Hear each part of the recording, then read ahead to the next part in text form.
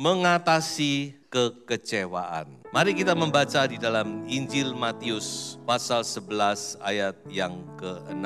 Dan berbahagialah orang yang tidak menjadi kecewa dan menolak aku. Kita hidup di dunia yang penuh dengan masalah. Saya seringkali berkata, hidup ini sudah banyak masalah. Sebab itu jangan cari masalah. Karena sudah tidak cari pun masalah itu tiba-tiba bisa muncul. Kita hidup di satu keadaan yang makin hari makin sulit. Dan saya yakin dalam situasi yang demikian kita pasti pernah mengalami yang namanya kekecewaan. Atau bahkan mungkin saat ini ada di antara kita yang datang dengan hati yang kecewa. Jadi itu normal, tapi juga kita tidak boleh terus di dalam situasi yang kecewa. Artinya kekecewaan itu harus kita atasi. Mengapa? Karena kalau kekecewaan itu tidak kita atasi, maka kekecewaan itu akan berkembang terus. Banyak orang karena kecewa lalu putus asa, lalu bunuh diri. Banyak itu. Banyak orang karena kecewa, dia akhirnya menolak Yesus. Gak Yesus-Yesusan, gak gereja-gerejaan, gak Kristen-Kristenan. Mengapa demikian? Karena kekecewaan itu dibiarkan terus, tidak diatasi. Nah itulah sebabnya, mari buka hati saudara. Kita mau buka hati, biarkan firman Tuhan berbicara kepada kita. Supaya kita bisa bangkit kembali. Nah sebelum kita melihat bagaimana kita mengatasi kekecewaan, lebih dulu kita mau melihat sumber kekecewaan. Ada 3 sumber kekecewaan. Yang pertama adalah dari orang lain.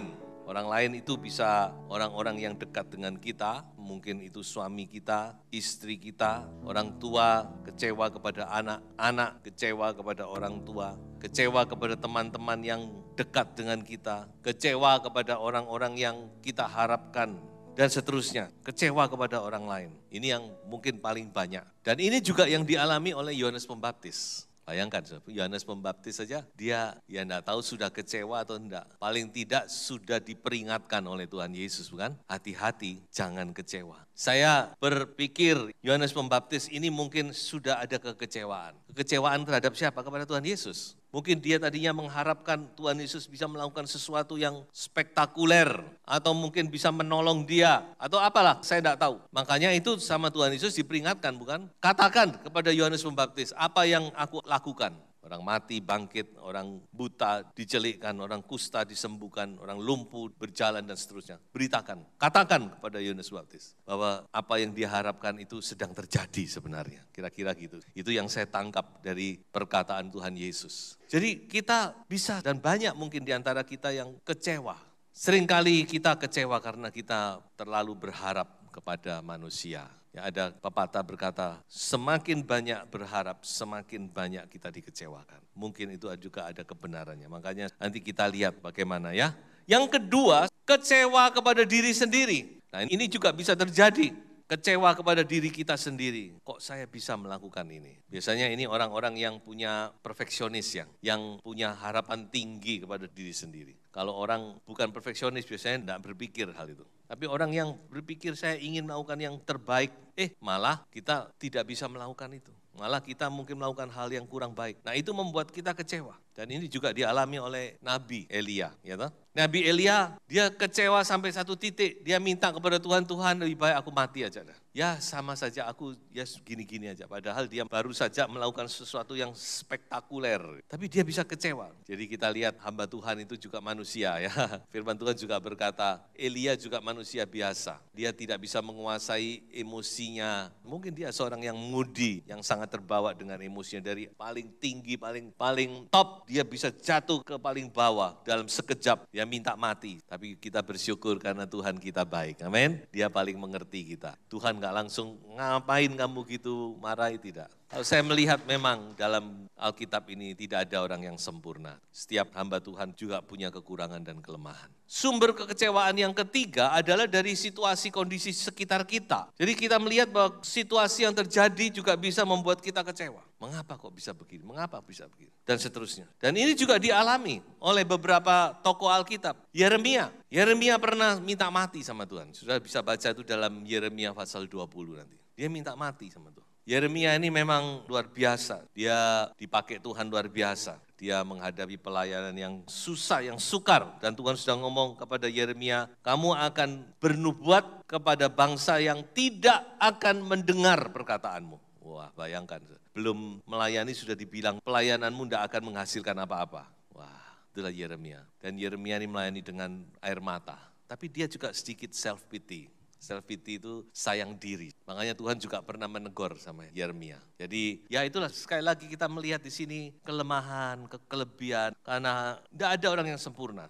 Yeremia pernah ditegur, kalau kamu berjalan dengan orang yang berlari atau berlomba atau bagaimana, kamu sudah dilelahkan, apalagi nanti kamu kalau berpacu dengan kuda dan seterusnya. Itu ada, saya tadi tidak menghafal ayat. Jadi saya menilai, oh Tuhan sedang menghadapi ini self-pity, ya, sayang diri. Kadang-kadang kita bisa, saudara. Ayub juga pernah kecewa, bukan? Walaupun Ayub boleh dikatakan dia pada awalnya kuat. Dia berkata, semua dari Tuhan. Aku datang dengan tangan kosong, aku juga akan mati juga dengan tangan kosong, tidak masalah. Ya, pertamanya dia kuat, tapi namanya manusia ya. Dia juga pernah kecewa dan dia mengutuki hari kelahirannya. Lebih baik aku enggak lahir dan seterusnya. Jadi inilah sumber-sumber kekecewaan. Mengapa saya sampaikan ini? Kadang kita perlu untuk mengerti problemnya itu di mana. Setiap kekecewaan kita harus mengerti problemnya di mana. Di orang lain atau kepada kita sendiri atau lingkungan kita. Nah, sekarang baru kita masuk kepada bagaimana mengatasi kekecewaan. Ada 4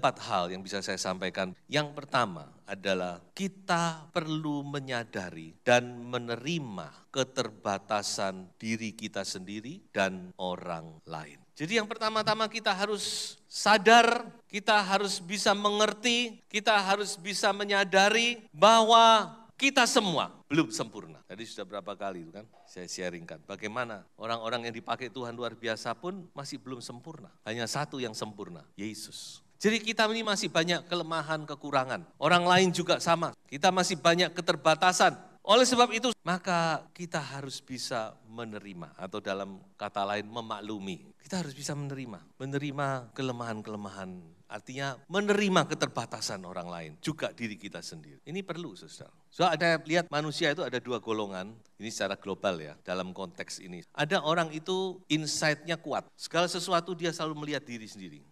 Aku yang salah, aku yang gini. Ada orang begitu, aduh saya salah, saya gini. Nah, orang yang semacam ini lebih banyak kecewa kepada diri sendiri. Kenapa kok saya begini? Kenapa kok begini? Kenapa kok begini? Ya toh, insight-nya kuat. Tapi ada orang outside-nya kuat. Maksudnya gimana? Dia selalu melihat kesalahan orang lain. Orang lain yang salah, orang lain yang gini, orang lain yang ini, orang lain yang ini. Nah ini tidak bisa, harus seimbang. Kita harus, ya semua itu harus seimbang. Memang mungkin orang lain ada kekeliruan, tapi mungkin kita sendiri juga ada kekeliruan. Dan yang pasti, secara tidak sadar, kita ini kadang-kadang juga mengecewakan Tuhan.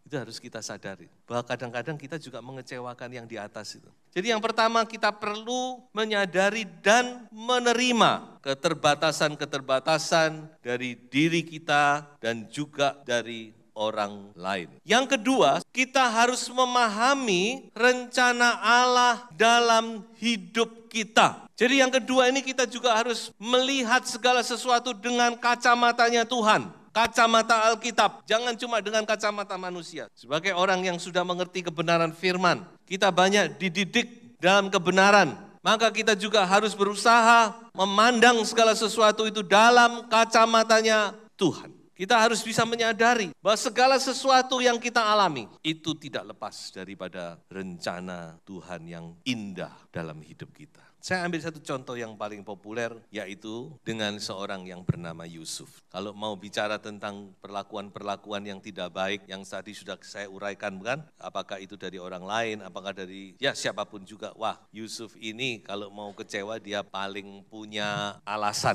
Dia punya license to be disappointed. Dia bolehlah kecewa kalau seperti Yusuf, tidak masalah. Karena dia memang mengalami banyak hal-hal yang tidak baik dalam hidupnya. Mulai dari bagaimana saudara-saudara kandungnya dan seterusnya. Satu demi satu orang-orang yang dia berbuat baik, mengabdi, melakukan kebaikan, semua melakukan yang tidak baik kepada Yusuf. Coba saudara lihat dalam kehidupan Yusuf. Dari awal itu semua turun terus. Tidak ada naik pun, dia turun terus. Sampai dia turun di penjara liang bawah tanah itu. Ya, penjara dulu itu enggak seperti sekarang, enak. Penjara dulu itu di bawah tanah, makanya namanya dungeon. Dungeon itu liang tutupan, makanya disebut liang tutupan itu. Ditutup di bawah tanah, itulah Yusuf.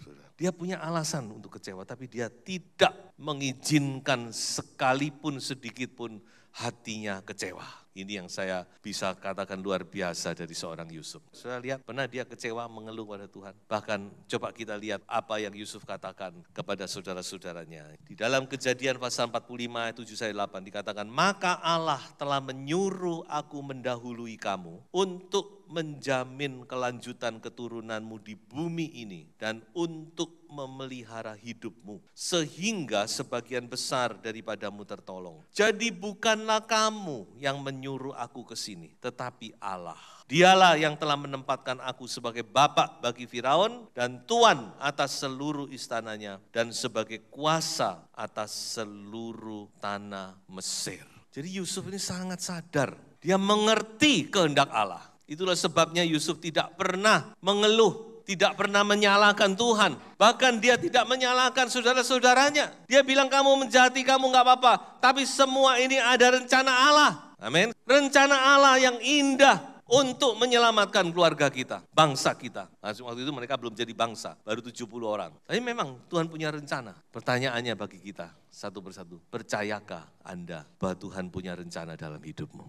Tuhan punya rencana, saudara. Meskipun kita tidak sadari. Yusuf waktu mengalami, dia nggak sadar. Kenapa ya kok gini? Kenapa kok begini? Saya sudah berbuat ini, saya sudah mengabdi, saya sudah menjaga kehormatan Potifar, kok malah saya di penjara, difitnah, tanpa diadili, dan seterusnya. Jadi inilah kita harus bersyukur karena Tuhan punya rencana dalam hidup kita. Amin. Dan rencana itu selalu rencana yang indah. Mari kita baca satu ayat yang sudah sering kali kita baca, tapi kita baca untuk mengingatkan kita kembali. Kita tahu sekarang bahwa Allah turut bekerja dalam segala sesuatu untuk mendatangkan kebaikan bagi mereka yang mengasihi Dia, yaitu bagi mereka yang terpanggil sesuai dengan rencana Allah. Haleluya, puji Tuhan. Segala sesuatu itu bekerja bersama-sama. Segala sesuatu yang baik maupun yang tidak baik.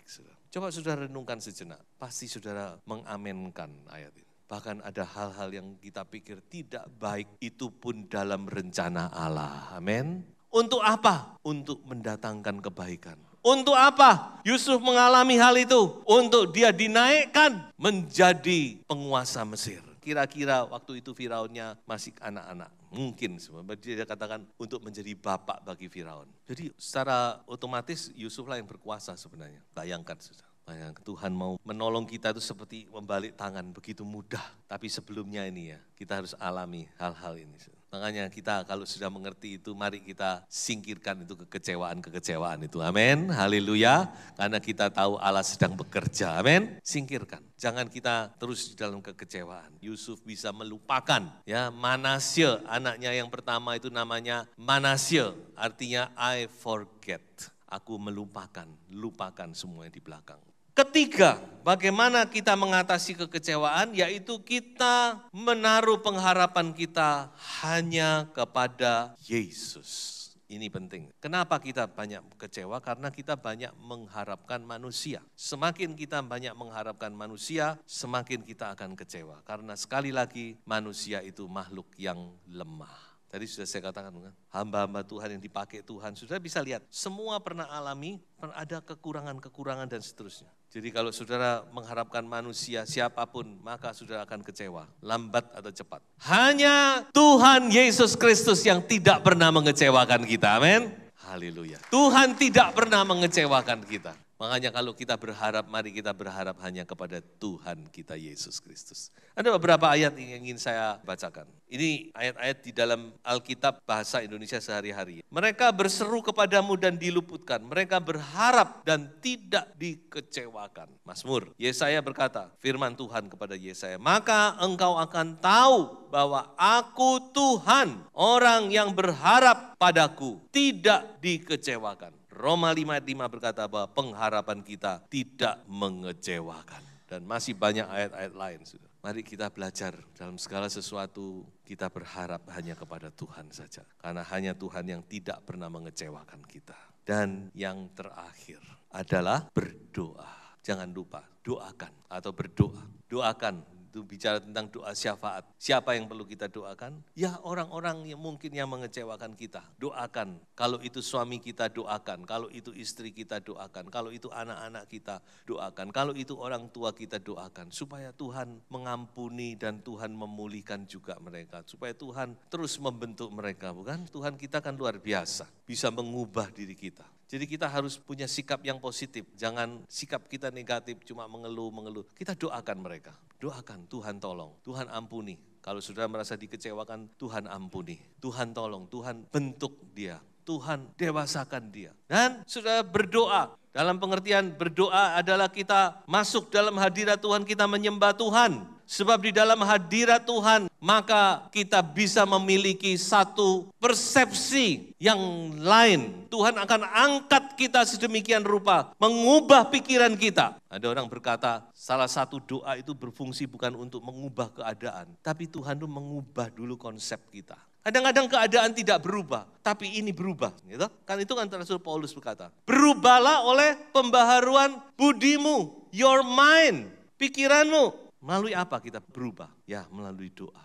Ketika kita menyembah Tuhan. Apalagi ada ayat-ayat yang Tuhan ingatkan. Tuhan bekerja, di situ kita diubah. Pikiran kita diubah. Kita punya konsep yang baru. Kita punya pemikiran yang baru. Sehingga akhirnya kita bisa kekecewaan itu diubah menjadi pujian. Ya, kekecewaan itu diubah menjadi ucapan syukur. Kekecewaan itu diubah menjadi sukacita. Itu bisa terjadi. Dan itu sering kali kita alami. Saya alami. Melalui doa, Tuhan mengubah cara berpikir kita. Mengubah konsep pikiran kita. Mengubah cara kita menanggapi sesuatu. Tuhan ubah. Apalagi Tuhan bekerja melalui firman Tuhan. Tuhan ubah. Dan ini penting. Karena sering kali kita tidak bisa mengubah diri kita dengan cara kita sendiri. Perlu pertolongan Roh Kudus. Ada satu contoh dalam Alkitab tentang kitab Habakuk. Kitab Habakuk ini kalau kita melihat Habakuk ini banyak kekecewaan sebenarnya. Cuma 3 fatsal. Habakuk itu agak unik karena dia bukan berupa nubuatan tapi itu sebuah conversation, pembicaraan antara seorang Habakuk dengan Allah. Dan dalam pembicaraan itu kita melihat bahwa Habakuk ini banyak pengharapannya yang tidak sesuai dengan dirinya. Dan dia memang hidup dalam situasi kondisi yang susah, yang sulit waktu itu.